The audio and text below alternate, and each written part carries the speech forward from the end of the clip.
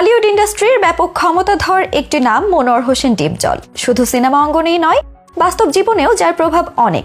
ডিপজলের এই প্রতিপত্তির পেছনে যে মানুষটার অবদান সবচেয়ে বেশি, তিনি তার নানা লাল মিয়া ফকির।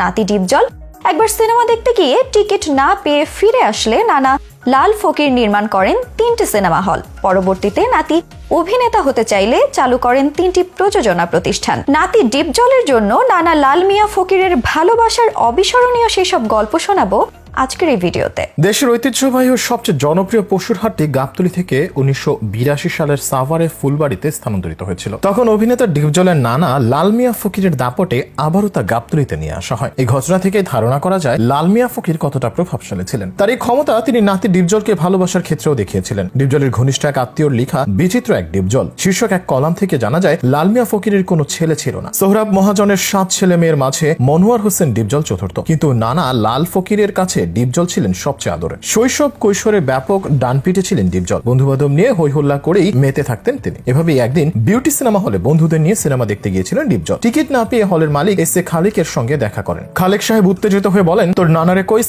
সিনেমা হল দিয়া লইতে। এই কথা শুনে লাল ফকির বিউটি হলে ঘুঘু চড়ানোর ঘোষণা দেন। বিউটি হলের 3 দিকে পর্বত, এশিয়া ও তরঙ্গ নামে 3টি সিনেমা হল নির্মাণ করতে থাকেন। এশিয়া ও পর্বত হল চালু হলেও তরঙ্গ নির্মাণ বন্ধ রাখেন। মিরপুর 1 নং ঈসা দালালের ছেলে মোহাম্মদ হোসেন সনি নামের সিনেমা হলটি করেন বলে তরঙ্গ হল নির্মাণ করেননি লাল ফকির। এক পর্যায়ে ডিপজল সিদ্ধান্ত নিলেন নায়ক হবেন। সিনেমায় অভিনয় করার ইচ্ছা পোষণ করেন নানার কাছে। নাতের শখ বলে কথা। ডিপজল শুদ্ধভাবে কথা বলতে জানেন না, অভিনয় বোঝেন না। এ কারণে কোনো পরিচালক প্রযোজক তাকে সিনেমায় নিতে আগ্রহী ছিলেন না। অবশেষে নানা লাল ফকির আফজাল কথাচিত্র, সাম পিকচার, পর্বত সিনেমা নামে 3টি প্রযোজনা সংস্থা করে দেন। পরিচালক কাজী হায়াতের মাধ্যমে প্রথম ছবি পাগলি মুক্তি দেন। নায়ক হিসেবে টাকার পাহাড়, সতী কমলা কোনো ছবি হিট হয়নি। অবশেষে বিশু ছবিতে ভিলেনের চরিত্রে ডিপজল সুপারহিট। এরপর আর পেছনে ফিরে তাকাতে হয়নি আজকের কিংবদন্তি মনোয়ার হোসেন ডিপজলকে। নানা লাল মিয়া ফকিরের সম্পদ, ক্ষমতা ডিপজলও পেয়েছেন। সেই সাথে পেয়েছেন দাদার সম্পত্তিও। শুধুমাত্র গাবতলীতেই ডিপজলের এক দাগে 100 বিঘার উপর জমি আছে। তিনি যে বাড়িতে থাকেন সেটাও 40 বিঘা জমির উপর অবস্থিত। গাবতলী খালের অপর পাশেও এক দাগে ডিপজলদের আছে 50 বিঘার মতো জমি। এছাড়াও কল্যাণপুরে এরকম